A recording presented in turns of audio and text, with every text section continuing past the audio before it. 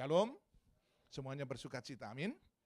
Saudara, tidak terasa pada hari ini, hari Minggu, itu adalah hari Pentakosta. Ya, bukan Pantekosta, yang benar adalah Pentakosta. Karena Penta itu 5. Ya. Jadi Pentakosta artinya hari yang ke-50. Ya, hari yang ke-50, 40 hari setelah kebangkitan, ditambah 10 lagi, jadi hari yang ke-50. Kalau kita bicara tentang hari Pentakosta, tentu saja kita akan, firman saya, akan bicara tentang hal yang sifatnya doktrinal, doktrin, dan juga bentuk seperti pengajaran. Mari kita buka terlebih dahulu, kita akan baca di dalam Kisah Rasul 2 ayat 1 sampai selanjutnya. Ya, Kisah Rasul pasalnya yang kedua, langsung saja akan saya bacakan untuk saudara. Saudara perhatikan baik-baik. Ketika tiba hari Pentakosta, semua orang percaya berkumpul di satu tempat. Tiba-tiba turunlah dari langit suatu bunyi seperti tiupan angin keras yang memenuhi seluruh rumah di mana mereka duduk, dan tampaklah kepada mereka lidah-lidah seperti nyala api yang bertebaran dan hinggap pada mereka masing-masing. Maka penuhlah mereka dengan Roh Kudus, lalu mereka mulai berkata-kata dalam bahasa-bahasa lain. Perhatikan, dalam bahasa-bahasa lain seperti yang diberikan oleh Roh itu, R-nya besar, rohnya, kepada mereka untuk mengatakannya. Waktu itu di Yerusalem diam orang-orang Yahudi yang saleh dari segala bangsa di bawah kolong langit. Ketika turun bunyi itu, berkerumunlah orang banyak, mereka bingung, mereka masing-masing mendengar rasul-rasul itu berkata-kata dalam bahasa mereka sendiri. Mereka semua tercengang-cengang dan heran lalu berkata, bukankah mereka semua yang berkata-kata itu orang Galilea? Bagaimana mungkin kita masing-masing mendengar mereka berkata-kata dalam bahasa kita sendiri, yaitu bahasa yang kita pakai di negeri asal kita? Kita orang Persia, Media, Elam, penduduk Mesopotamia, Yudea dan Kopadekia, Pontus dan Asia, Frigia dan Pamfilia, Mesir dan daerah-daerah Libya yang berdekatan dengan Kirene. Pendatang-pendatang dari Roma, baiklah orang Yahudi maupun penganut agama Yahudi, orang Kreta dan orang Arab, kita mendengar mereka berkata-kata dalam bahasa kita sendiri tentang perbuatan-perbuatan besar yang dilakukan Allah. Mereka semuanya tercengang-cengang dan sangat termangu-mangu sambil berkata seorang kepada yang lain, apakah artinya ini? Tetapi orang lain menyindir mereka sedang mabuk oleh anggur manis. Amin, kekasih Tuhan. Di dalam kehidupan kita sebagai anak-anak Tuhan, kita mempunyai Allah yang namanya Allah Tritunggal. Sama seperti tubuh kita atau diri kita sendiri adalah trikotomi, tubuh, jiwa, dan roh. Walaupun ya, teologi barat sering mengatakan tubuh, jiwa, roh menjadi satu. Ya. Jadi itu dikotomi, tidak masalah, tetapi mengandung 3 unsur, yaitu tubuh, jiwa, dan roh. Begitu juga dengan Allah Tritunggal. Nah, kalau kita bisa menjabarkan Allah Tritunggal dengan baik, maka itu bukan Allah. Karena ketritunggalan Allah itu merupakan satu rahasia yang tidak dapat dipecahkan oleh manusia. Karena dia Allah. Sehingga ada keterbatasan manusia untuk mengerti tentang ketritunggalan Allah. Tetapi paling tidak, kasih Tuhan, ya, sesuai dengan doktrin saudara saat ini bergabung dengan GBI dan saya dari Betani, ya, doktrin kita salah satunya adalah kita dengan berbahasa roh. Baik, mari yang pertama bahwa Roh Kudus, Roh Kudus ini adalah pribadi. Ini yang paling penting, ya, pribadi daripada Allah, yaitu Roh Kudus. Karena ada gereja lain, contohnya tempatnya Dr. Stephen Tong, ya, mereka dengan jelas bahwa Roh Kudus ini bukan pribadi, tetapi Roh Kudus ini adalah pengaruh atau kuasa. Nah, jadi kuasa Roh Kudus, bukan pribadi. Mari kita buktikan terlebih dahulu di dalam doktrin kita bahwa Roh Kudus itu pribadi. Yang pertama, kasih Tuhan, yang pertama, dia juga terlibat di dalam penciptaan. Sewaktu saudara melihat kejadian pertama awal mula, maka disebutkan roh Allah, maka ada roh dan Allah. Roh Allah melayang-layang di permukaan air. Dan Allah berfirman, ada Allah, ada roh Allah. Ada Roh Kudus, ada Allah Bapa, ada Allah Anak. Sewaktu Tuhan Yesus Kristus dibaptis, saudara, Yesus di air, saudara, dia di air, ada Yohanes Pembaptis, saudara. Di situ ada burung merpati, yaitu Roh Kudus, dan ada suara Allah Bapa. Inilah anakku, kepadanya aku berkenan. Ada Allah Bapa, Allah Anak, Allah Roh Kudus. Terlibat di dalam satu baptisan seperti itu, sakramen, saudara. Dan begitu juga Tuhan Yesus mengatakan dalam Matius 28 ayatnya yang ke-19 sampai 20, dikatakan baptislah mereka dalam nama Allah Bapa, Anak, dan Roh Kudus. Ada keterlibatan Tritunggal ini, ya, kesatuan, yaitu ketiga yang esa. Maka di sini jelas bahwa ya ini merupakan satu pribadi Allah yang tidak bisa dipisahkan satu dengan yang lainnya. Bahwa dia pribadi, ya, Roh Kudus melarang, jangan mereka meninggalkan Yerusalem, saudara, ya, karena dan lain sebagainya, ya. Jadi jelas di sini bahwa dia bisa melarang.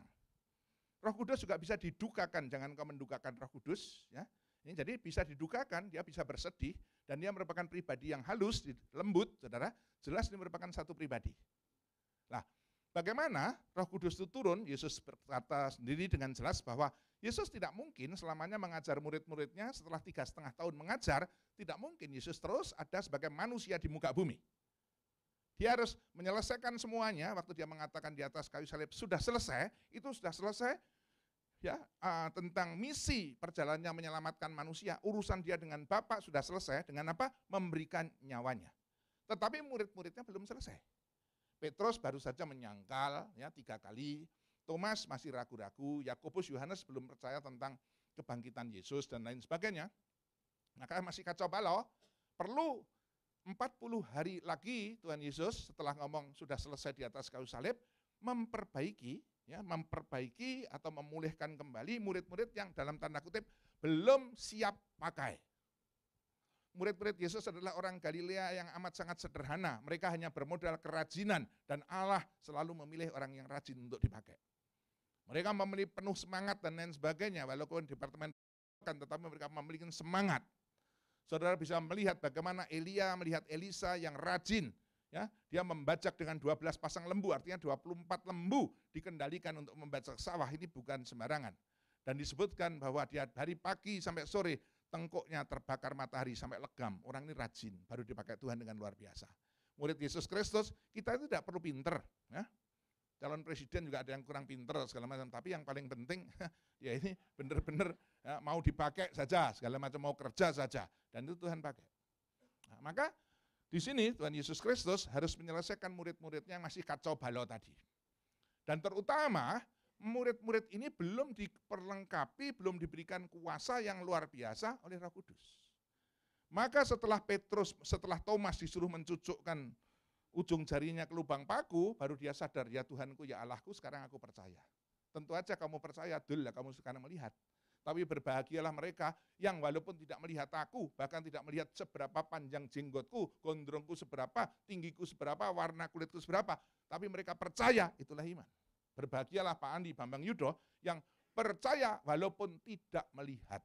Amin. Barang siapa percaya kepadanya tidak akan binasa, melainkan peroleh hidup yang kekal. Itu saudara dan saya, kasih Tuhan, tidak melihat Yesus Kristus sendiri. Nah, maka Thomas sudah selesai. Begitu juga Tuhan Yesus sampai membaca hampir semua kitab para nabi, sampai kepada yang dia katakan bahwa dia akan bangkit kepada Yakobus dan Yohanes anak Zebedius sewaktu perjalanan ke Emmaus. Baru mereka sadar dan Tuhan Yesus menampakkan diri, Tuhan Yesus pergi, baru mereka, wow, disadarkan, ternyata dia benar-benar hidup. Baru pulihlah mereka dengan kekuatan yang luar biasa, pengertian yang luar biasa. Begitu juga Petrus tanya 3 kali, terus kamu mengasihi aku ya Tuhan? Alah, batukmu, gak percaya. Kamu nyangkal aku. Apa? Iya, sampai nangis-nangis. 3 kali. Akhirnya baru gembalakan domba-dombaku. Artinya sekarang murid Tuhan Yesus sudah siap total. Secara mentalitas, secara pengertian, secara benar sudah siap mental. Tetapi mereka belum memiliki kekuatan roh di dalam hidupnya. Kalau mereka melayani, mereka masih pakai kekuatan tubuh jiwa mereka, kemampuan kepintaran mereka, orang-orang yang amat sangat terbatas kepintarannya. Maka sampailah kepada Kisah Rasul 1 ayat yang ke-8, apabila itu Roh Kudus itu turun atasmu, maka engkau baru memiliki kuasa ya, untuk menjadi saksiku, saksi Yesus tentang kebaikan Tuhan Yesus Kristus, dengan kuasanya tentang mujizatnya, ya, dari Yerusalem, Yudea, Samaria, sampai ke ujung bumi.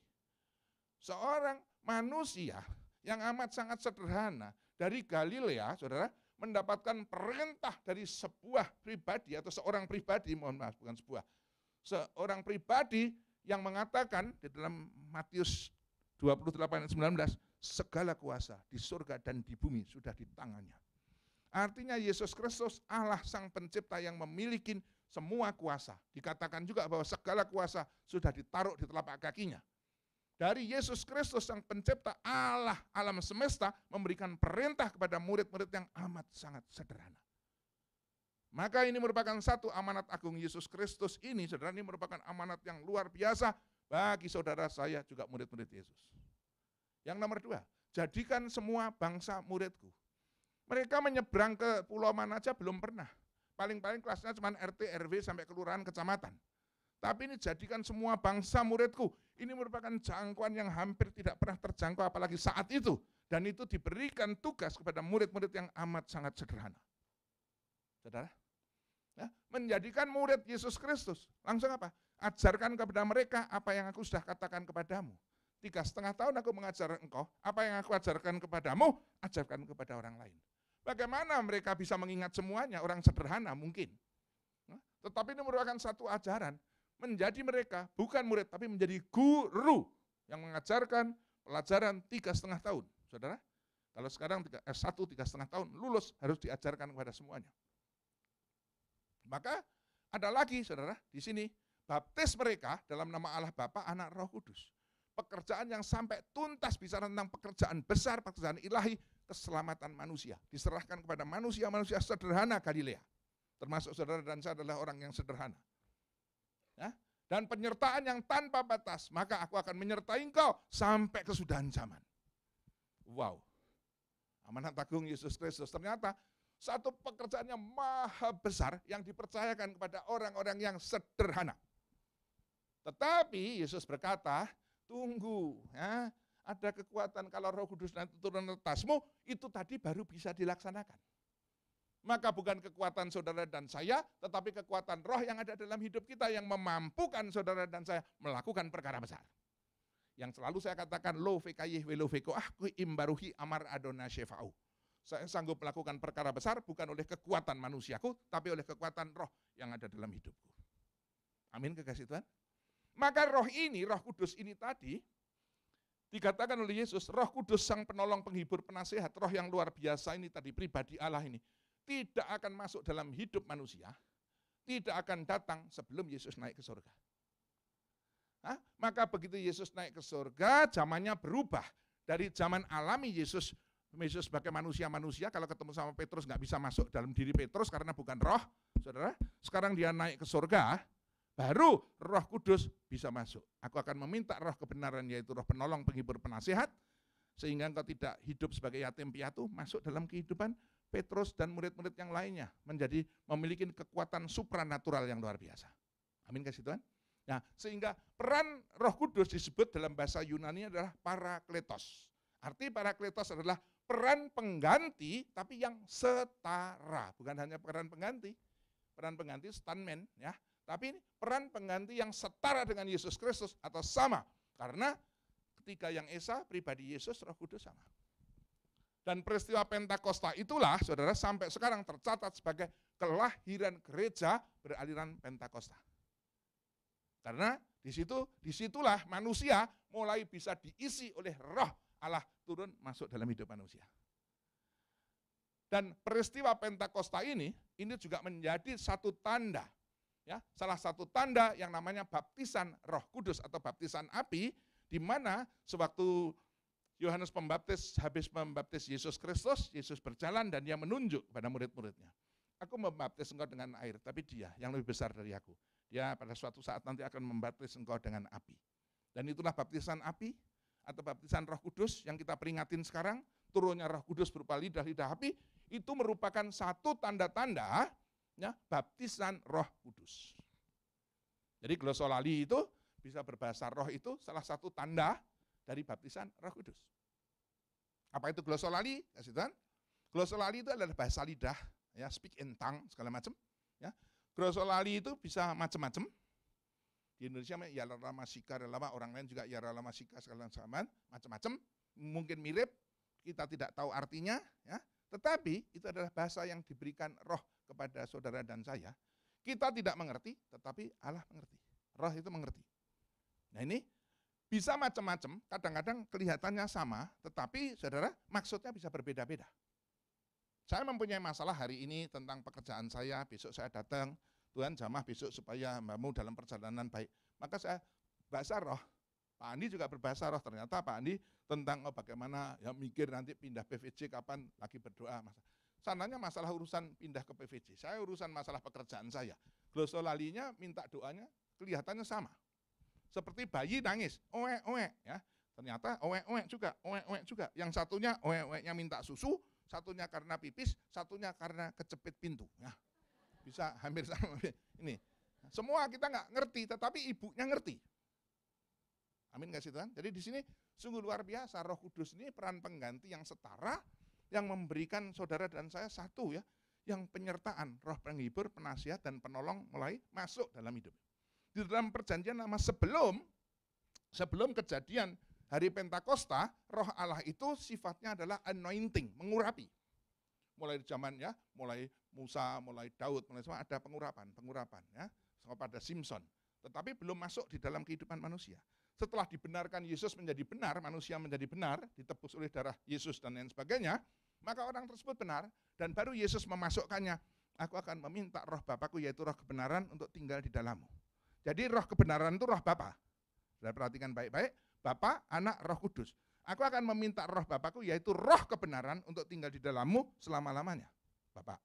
Nomor 2, Yesus berkata, aku akan menyertai engkau sampai kesudahan zaman.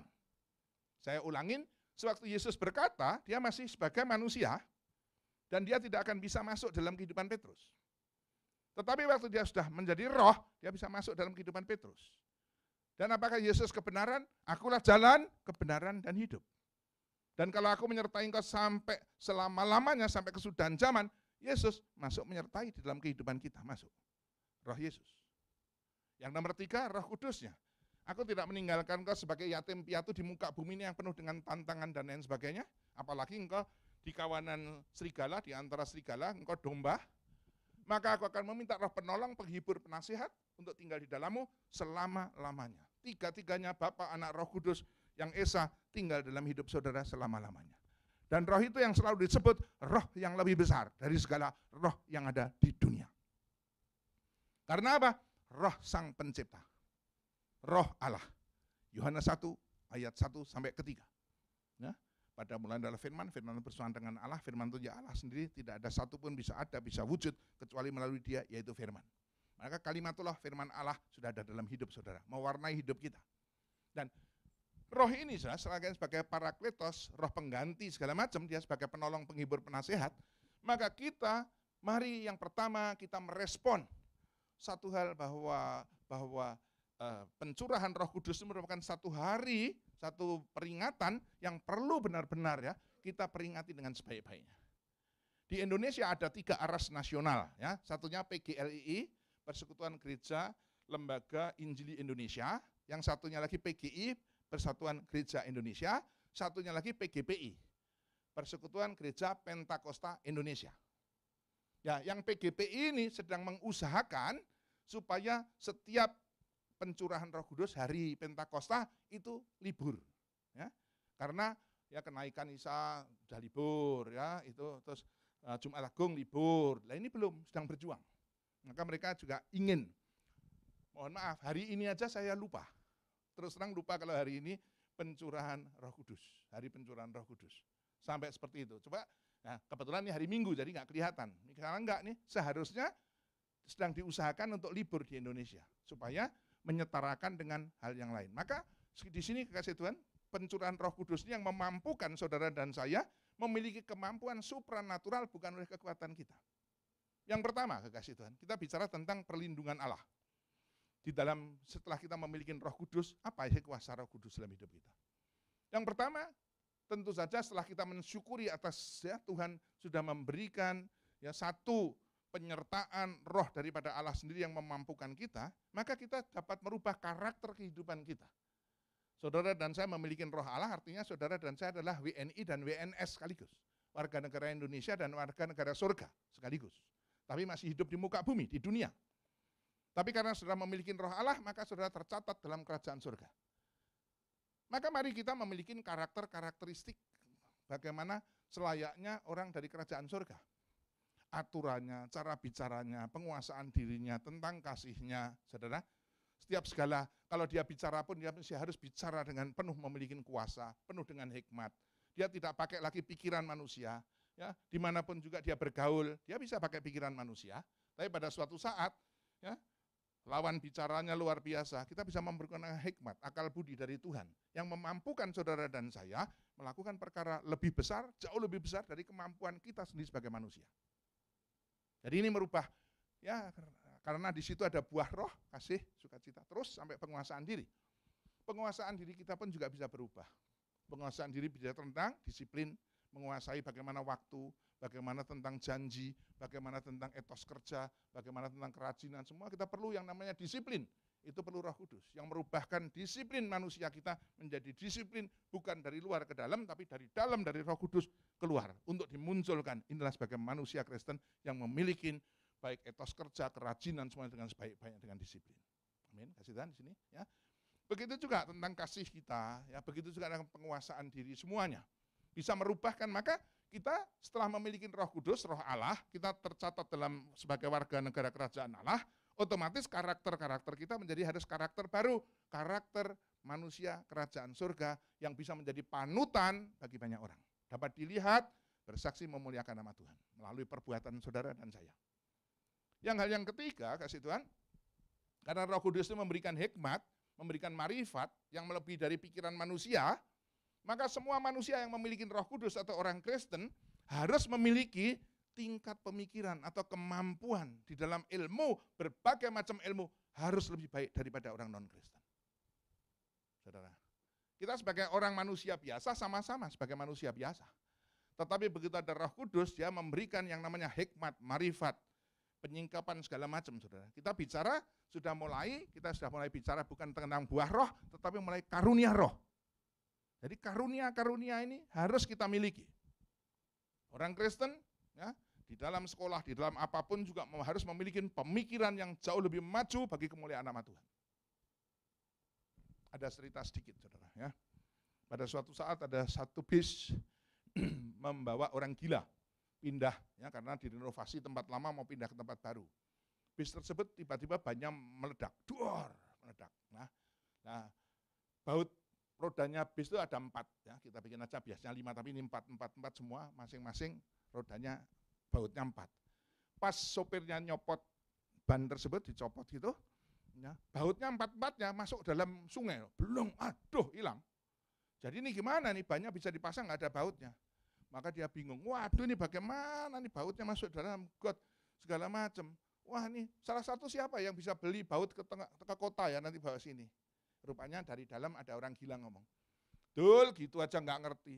Ya kan masih ada 3 ban lagi toh, copotin aja satu-satu, depan 1, belakang 1, kan dapat 3. 3 pasang situ, jadi masing-masing 3 jalan. Nanti kalau di tengah kota tinggal beli lagi, 4 lagi pasang 1-1 lagi. Bener tak sudah? Loh, hebat kamu gila, ngerti ya? Loh, aku memang gila, tapi aku nggak goblok seperti kamu tahu. Jadi orang goblok itu lebih jelek daripada orang gila, ya. Makanya mami saya dulu ngomong sama saya, bicara sama saya. Ya, kamu sekolah terus, ya. Kamu boleh mati kalau sudah pinter, ya. Matinya orang pinter sama orang goblok berbeda, katanya. Jadi jangan mati-mati sebelum jadi orang pinter, katanya. Ya, nggak tahu. Yang tahu dia matinya sama-sama nggak bernafasnya, ya. Baik, kasih Tuhan. Jadi di sini jelas, mari Roh Kudus memampukan saudara dan saya melakukan perkara-perkara dahsyat, perkara-perkara luar biasa. Gereja bisa bertumbuh. Saya mempunyai satu gembala namanya Pak Alex Abraham Tanu Saputra. Secara intelektual dan akademik, beliau ini adalah orang yang sangat terbatas. Karakteristiknya kadang-kadang pemarah, segala macam. Dia dari daerah, dari Mojokerto, segala macam. Tetapi begitu Roh Kudus pakai dia mengandalkan kekuatan kuasa Roh Kudus. Saudara. Wow, dia bisa macam-macam melakukan perkara-perkara besar. Gereja yang di Betani, yang di Surabaya, sekali ibadah 35.000 manusia. Coba, satu kali ibadah. Ya, yang di Manyar segala macam itu sudah 7.000, 6 kali ibadah. Yang tadi 35.000 itu 4 kali ibadah. Walaupun sekarang ada badai menerpa, tetapi saya ingin mengatakan bahwa seseorang yang sesederhana apapun, seperti murid-murid Tuhan Yesus Kristus, dan seperti tadi pimpinan saya namanya Pak Alex, saudara, kalau kita mengandalkan kuasa Roh Kudus, tidak pakai kemampuan, dan kita pasrah sepenuhnya, Tuhan sanggup melakukan perkara besar melalui kehidupan saudara dan saya. Artinya kapabilitas kita bisa meningkat ribuan jutaan tanpa batas. Karena Roh Kudus, karena kuasa Roh Kudus tidak terbatas. Tinggal respon kita mau atau tidak. kita memohon dia, meninggikan dia setinggi-tingginya, dan merendahkan kita serendah-rendahnya, memposisikan Roh Kudus sebagai Allah Tuhan, atau hanya sekedar seperti kepada Tuhan Yesus. Oh tolong Tuhan, tolong. Tadi hambamu kesini kompor belum dimatikan, tolong matiin kompor Tuhan. Aduh anjingku baru beli 10 juta, nanti kalau lepas hilang bagaimana? Tolong Tuhan supaya anjingnya enggak lepas. Tolong Tuhan jendelanya belum ditutup nih, mau sebentar lagi puasa mau lebaran banyak maling, tolong tutupin. Kalau kita memposisikan Tuhan, ya Tuhan Yesus, Roh Kudus hanya sekedar sebagai penjaga anjing, penutup pintu, penutup keran ledeng yang belum ditutup, maka kita akan mendapatkan satu kuasa yang seperti nggak lebih daripada ya, tukang kebun atau pembantu kita. Tetapi kalau saudara memposisikan Yesus atau Roh Kudus pada posisi yang sebenarnya, Allah yang tanpa batas sang pencipta, dan Allah itu ditinggikan melalui puji-pujian saudara dan saya. Allah itu ditinggikan, ya bertahta di atas puji-pujian anak-anaknya. Puji, tinggikan, sembah dia, tinggikan dia. Ini, saudara, di dalam punya masalah. Manusia mempunyai 3 hal, trikotomi, saudara, tubuh, jiwa, dan roh. Tubuh ini bisa melalui mempengaruhi jiwa. Tubuhnya sakit, langsung dia, aduh sakit kok nggak sembuh-sembuh, terus bunuh diri aja, doain supaya saya cepat mati aja. Oh, Tuhan nggak ada, sudah. Padahal tubuhnya yang sakit, langsung menghujat Tuhan lah, nggak percaya Tuhan, katanya nggak ditolong lah. Oh, langsung maki-maki, jiwanya sudah berubah, jadi suka ngamuk tanpa alasan. Begitu juga jiwa. Ya, jiwanya tertekan, dimarahin sama bos, dimarahin sama istri atau suaminya, ya segala macam, ya khawatir, maka mahnya kumat, keringet dingin, tangannya keringetan, deg-degan segala macam, ya nggak bisa tidur, ya ini gara-gara apa? Gara-gara jiwa juga mempengaruhi tubuh. Maka Tuhan Yesus Kristus berkata dalam Matius 26 ayatnya yang ke-41 mengatakan dengan jelas bahwa memang terus tubuh itu lemah, tetapi roh itu penurut. Amin. Nah, jadi perhatikan baik-baik di dalam menghadapi segala permasalahan hidup saudara setelah ada Roh Kudus dalam hidup saudara. Manusia terdiri dari tubuh, jiwa, dan roh. Nah, saudara mempunyai masalah, itu semua itu daging. Masalah bisnis, masalah sekolahan, masalah sakit penyakit, masalah rumah tangga, semuanya itu menyangkut masalah yang bisa kita rasakan pakai perasaan atau kita rasakan pakai tubuh karena tubuh yang sakit. Itu daging. Dan kalau saudara menyelesaikan dengan cara daging, dengan akal pikiran manusia, wow, nggak bisa. Karena begitu masalahnya semakin berat, saudara semakin sulit menyelesaikannya. Doa saja sulit. Kelihatannya saya sering bercanda tentang kalau ada orang masalah besar itu seakan-akan seperti ini, saudara. Sudah jatuh, jatuhnya masuk got, jatuh masuk got. Sudah masuk dalam jatuh got, ketimpa tangga, dauak. Ternyata tangganya ada pakunya, waduh, pakunya ternyata ada karatnya. Pas jatuh tadi digigit anjing, ternyata anjingnya anjing gila, saudara. Langsung dioperasi, guntingnya ketinggalan di dalam. Nah, ini masalah yang sudah sampai seperti itu. Saudara mau berdoa model apa saja, saudara penuh dengan kekhawatiran. Ya sudah sakit, ya sudah segala macam. Bagaimana doa sudah nggak bisa. Nah sekarang caranya bagaimana menyelesaikan ini? Saudara sudah punya Roh Kudus. Ya. Maka tinggalkan seluruh masalah saudara. Yang urusan daging, masalah saudara, utang belum bisa membayar, segala macam tugas-tugas apa, semuanya sakit, penyakit, tinggal dan saudara masuk sanctuary. Ini adalah kawasan roh. Saudara masuk di dalam sini, saudara membawa roh saudara. Roh ini penurut. Daging memang lemah, yang lemah tinggal di luar. Ya, ini luar. Kalau saudara masih di sini, masih tetap di luar, bersama dengan roh saudara, roh kecil, era kecil, maka saudara sering, dalam nama Yesus, masalahku selesai. Ya ngomong seperti itu, tapi nggak ada kekuatannya. Orang itu dipengaruhi jiwa kok, saudara. Ya, dalam nama Yesus, nggak ada kekuatannya. Maka ya tinggalkan segala permasalahan. Saudara semuanya pasti tahu yang namanya power bank, betul? Sebuah power bank kalau tidak diisi oleh listrik, diisi listrik, di charge, dia tidak bisa nge-charge, tidak ada tenaga untuk apa, dibuang aja, nggak ada gunanya. Tetapi begitu saya masukin di charge, power banknya sudah penuh listrik, dia bisa ganti charge semua gadget-gadget yang bisa di-charge sama dia. Maka kalau di sini saudara mempunyai masalah, tinggalkan masalah saudara. Segala masalah saudara tinggalkan, bersama roh saudara masuk pada satu kawasan roh. Bersama dengan Roh Kudus, Roh Allah di sini. Di sini saudara tinggikan Allah setinggi-tingginya melalui pujian. Lupakan yang sana, itu lemah. saudara tangani dengan tubuh, daging itu lemah dul, nggak kuat. Sini, masuk dalam dunia roh. Oke? Tinggikan dia, agungkan dia. Sehingga selisih potensial antara Yesus dan saudara sangat berbeda jauh. Jangan memperlakukan Yesus, Allah Bapa, Roh Kudus sebagai tadi itu penutup jendela, pemati kompor, penjaga anjing. Ya. Tapi saudara tinggikan dengan pujian sepenuh hati saudara. Pujian, terus dia semakin tinggi ditinggikan. Rendahkan diri saudara sebagai orang yang butuh, perlu, lemah, kere, tidak punya apa-apa sama sekali. Sama saudara tidak punya kemampuan apa-apa. Maka 2 Korintus 12 mengatakan dengan jelas, justru di dalam kelemahan mudul kuasaku semakin sempurna. Maka ada selisih potensial, Yesus ditinggikan sebagai Allah, memiliki kedudukan, ya, kedudukan sebagaimana yang sebenarnya harus mendudukkan Allah Bapa, Anak, Roh Kudus. Sebagai Allah Sang Pencipta yang memiliki kemampuan tanpa batas, tinggikan. Rendahkan diri serendah-rendahnya. Selisih potensial listriknya semakin jauh sekali. Langsung saudara sebut, semua akses itu bisa masuk, bisa jadi melalui nama Yesus. Yesus berkata, mintalah kepada Bapa, tapi dalam namaku, Bapa akan memberikan. Atau mintalah kepadaku dalam namaku, Yohanes 14, aku akan memberikan kepadamu. Guru-guru ada orang, bukan muridmu, tapi menyembuhkan orang sakit, mengusir iblis, ya setan, pakai namamu. Sembuh enggak? Sembuh. Tak usirnya ya, tak larangnya. Jangan. Memang namaku penuh kuasa.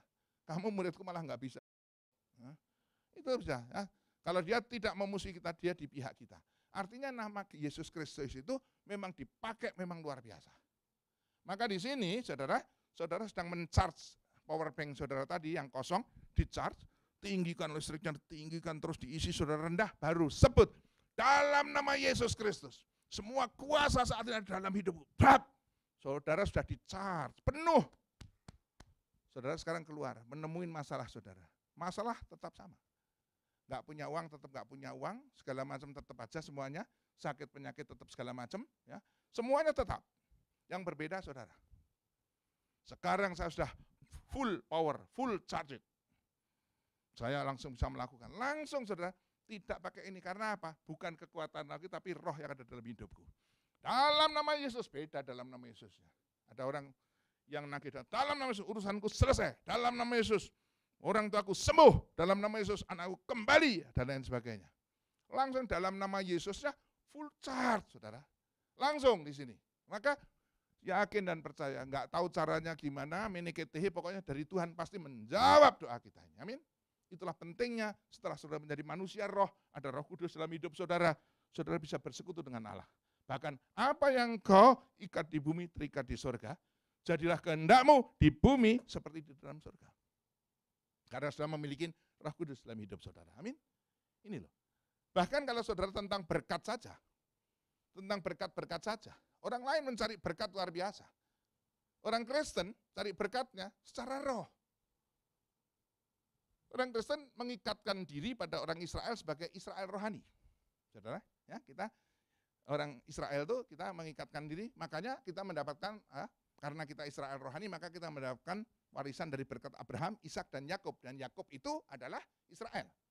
Maka kita ya seperti minta diadopsi atau menempelkan diri kepada Israel sebagai Israel rohani. Nah, Israel rohani ini biji mata Allah yang sangat diberkati. Satu manusia namanya George Soros saja main-main dolar di Asia Tenggara, hancur semua, terutama Indonesia. Karena Indonesia selain banyak utangnya, saudara, korupsi banyak, hancur. Berapa tahun-tahun kolaps gara-gara seorang manusia Yahudi, ya, orang Israel. Saudara tahu, makanan manusia adalah biji-bijian. Apa itu gandum, apa itu jagung, apa itu ya grain sama cereal, ya, gandum, padi, itu biji-bijian. Hanya 5 MNC, multinational company, yang menanganin urusan biji-bijian yang semuanya ditanganin oleh orang Israel.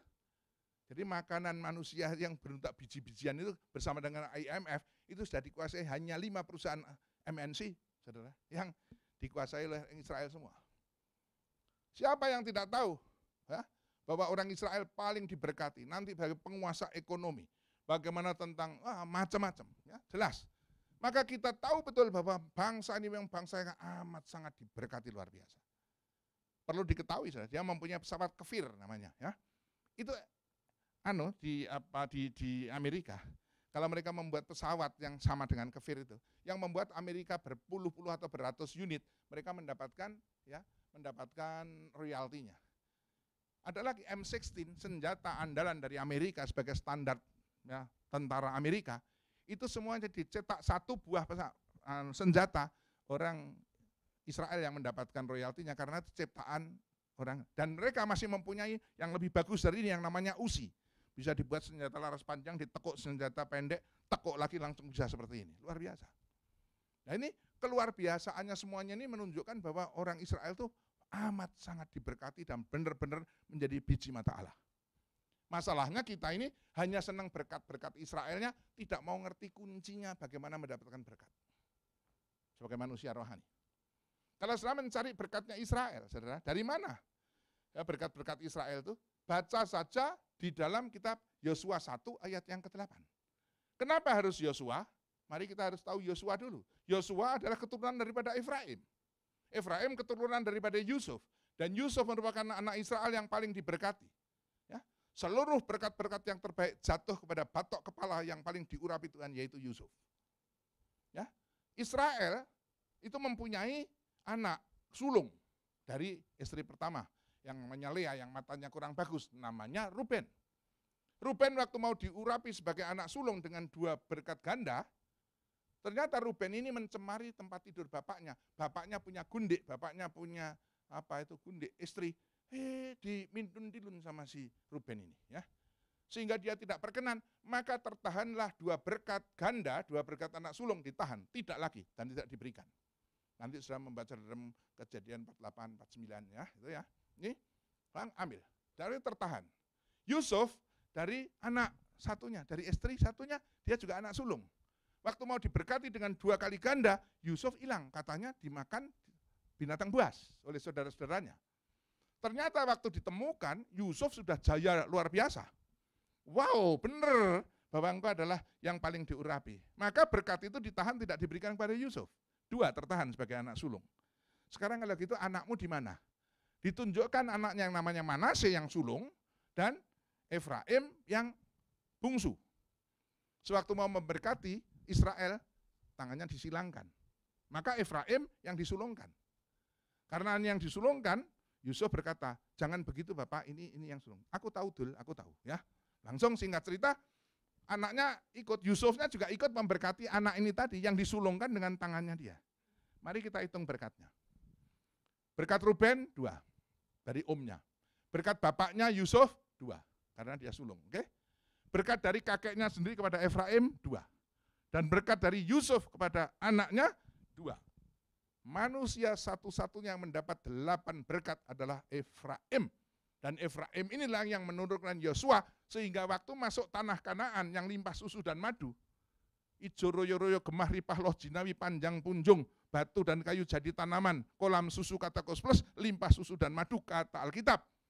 Masuk tanah perjanjian yang limpah susu dan madu ini, penuh berkat ini, tidak bisa dilakukan oleh Musa, karena Musa urapannya bukan urapan berkat. Tetapi Yosua urapannya urapan berkat, maka dia masuk di sana. Sehingga kunci berkat sampai detik ini adanya di Yosua 1 ayat yang ke-8.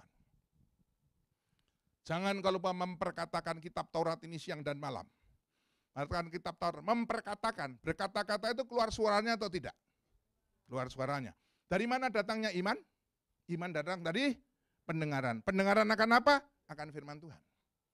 Jadi membaca firman Tuhan itu menyangkut TJR, tubuh, jiwa, dan roh. Tubuh saya, mata saya melihat, cingur saya ngomong, bercongoria, telinga saya mendengar, saudara. Jadi ada unsur, ada aspek melihat, mencerna dalam otak, dengar. Bambang Yuda, ada orang sudah mau bunuh diri. Gak punya iman, mau bunuh diri aja, segala macam. Tapi aku dengar-dengar katanya itu orang Kristen itu kalau membaca firman segala macam tuh bisa kuat. Terus dia iseng-iseng baca firman. Langsung dia, iman itu ada 4. Iman yang gugur itu sudah nggak ada, cantolannya nggak bisa digunakan apa-apa. Nomor 2, iman yang goyah. Nomor 3, iman yang lemah, lumayan bisa untuk hal-hal yang lemah. Baru iman yang kokoh. Pertamanya dia nggak punya iman, begitu membaca, tiba-tiba gini, kalau Tuhan sudah mengangkat, tidak ada yang bisa merendahkan. Kalau Tuhan sudah merendahkan, tidak ada yang bisa mengangkat. Amin. Kelihatannya iya ya. Kelihatannya iya. Mulai dari iman yang rontok menjadi iman yang bimbang. Ya, bimbang mulai. Kalau gitu besok minggu depan tak coba-coba masuk ke gereja lah. Baca lagi besoknya lagi. Serahkan kuatirmu kepadamu, aku akan bekerja bagimu. Amin. Wah, kelihatannya iya nih. Mulai itu lemah. Langsung dia baca lagi besok, semakin menjadi kokoh. Amin, kasih tahu. Itu baru dari segi imannya. Renungkanlah itu siang dan malam. Siang saudara bekerja, malam saudara tidur. Tapi kenapa suruh baca firman Tuhan? Artinya apa? Dahulukan kerajaan Allah dan kebenarannya. Semuanya yang dicari-cari manusia. Ya, sandang pangan papan, kendaraan, gadget, ya, Samsung, tablet, dan lain sebagainya. Ya, apapun, komputer, semuanya. Itu akan ditambah-tambahkan, semuanya. Amin, kasih Tuhan. Jadi di sini artinya, dan bertindaklah hati-hati sesuai dengan yang tertulis di dalamnya. Yang tertulis di dalamnya baru keluar artinya kalau dibaca. Betul apa enggak? Ada tulisan, awas anjing galak 50 ekor. Galak semua. Saudara enggak baca, masuk aja, dedel duel enggak karu-karuan. Digigitin remuk. Ini gimana sih? Lah kamu enggak moco, goblok. Wah, anjing 50 galak semua. Waduh iya. Oh, kalau gitu saya anjing. Kenapa? Tadi saya kencing di situ. Ternyata tulisannya dibaca. Dilarang kencing di sini kecuali anjing. Nah, saudara. Baru. Jadi semuanya itu baru muncul artinya kalau dibaca. Maka dengan membaca firman Tuhan dengan keluar suaranya itu tugas atau yang harus kita lakukan. Akibatnya apa? Maka kemanapun kau pergi, kau akan berhasil, sukses di dalam segala. Kalau saudara dagang, engkau akan beruntung. Jadi kunci berkat itu ternyata dengan membaca firman Tuhan, keluar suaranya, direnungkan sesuai dengan yang tertulis di dalamnya, insya Yesus semuanya itu diberkat, dicurahkan kesuksesan, keberhasilan, keberuntungan. Mosok Pak, cuman gitu aja bisa. Oh, kalau pergi ke dukun disembur-sembur pakai air kembang mau. Pergi ke Gunung Kawi segala macam, wah suruh nunggu pohon dewan daru jatuh segala macam ya, jatuhnya buah untung nggak kejatuhan durian mau. Ya, tetapi kalau ini suruh baca itu kurang percaya. Itu kan perjanjian lama. Saya tunjukin perjanjian baru. Yohanes 15 ayat 17. Apa kata Yesus? Apabila engkau di dalamku, persekutuan dengan Yesus Kristus, dan firmanku di dalammu, bagaimana firman Yesus ada di dalamnya kalau tidak pernah dibaca, saudara? Ini loh. Bagaimana bisa masuk dia mengerti firman kalau tidak dibaca? Terus akhirnya apa? Dan firmanku di dalammu, mintalah apa saja. Yang kau perlukan, yang kau inginkan, engkau akan mendapatkannya. Amin. Jadi itu kunci berkat sebagai manusia roh, yang ada roh kudusnya, warga negara kerajaan surga, cari berkat itu, saudara dan saya harus tetap sebagai rekan sekerja Allah, tetap melakukan bagian kita, etos kerja, bangun pagi-pagi, kerja rajin, nah, negosiasi dengan orang, bicara jujur, kita kerja segala macam, mengatur semuanya dengan manajemen, dengan ilmu dunia. Bagus, itulah bagian kita sebagai rekan sekerja Allah di dunia. Tetapi disertai dengan membaca firman Tuhan, keluar suaranya, ya, ini merenungkan, bertindak hati-hati, itu akan membuat berkat-berkat kita sebagai berkat-berkat Israel. Luar biasa, amin. Jadi kekuatan Roh Kudus setelah dalam hidup kita mencari berkat gampang. Ada masalah pun kita lebih gampang, karena tidak pakai kekuatan kita kembali, amin. Nih. Dan kalau saudara mempunyai masalah, ini terakhir saja ya, karena sudah terlalu panjang, mohon maaf ya. Saudara mempunyai masalah. Masalah tersebut pelik luar biasa. Nggak tahu harus mulainya menyelesaikan masalah ini dari mana, Pak. Saking ruwetnya ya, saking ruwetnya seperti tadi yang jatuh ketimpa tangga tadi. Bagaimana, Pak? Maka saudara cukup. Saudara mau doa apa juga mentok, saudara. Maka saudara cukup kosongkan pikiran saudara, hanya mempunyai nawaitu.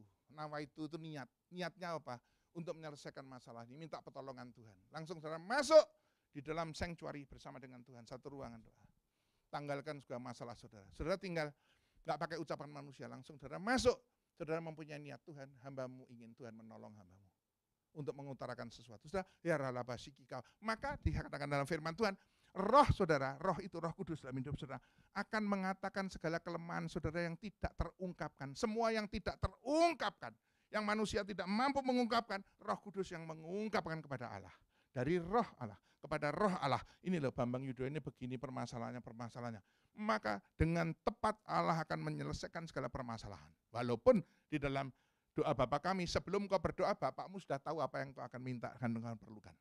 Tetapi dengan cara seperti ini, saudara, serahkan sekerja Allah. Kita mengutarakan segala sesuatu melalui bahasa roh. Ternyata roh kita mengatakan sendiri kepada Allah segala sesuatu yang harus kita katakan yang kita tidak terungkapkan. Sehingga merupakan satu doa yang sangat efektif apabila kita mempergunakan roh, ya, bukan mempergunakan Roh Kudus, tapi kita taat kepada Roh Kudus dengan cara melakukan seperti itu. Tuhan pasti menolong saudara dengan porsi yang tepat, jalan keluar yang terbaik untuk saudara, bagaimana jalan keluarnya permasalahannya, dan bagaimana akhir semuanya. Amin. Kita tundukkan kepala, kita berdoa. Bapak, kami mengucap syukur.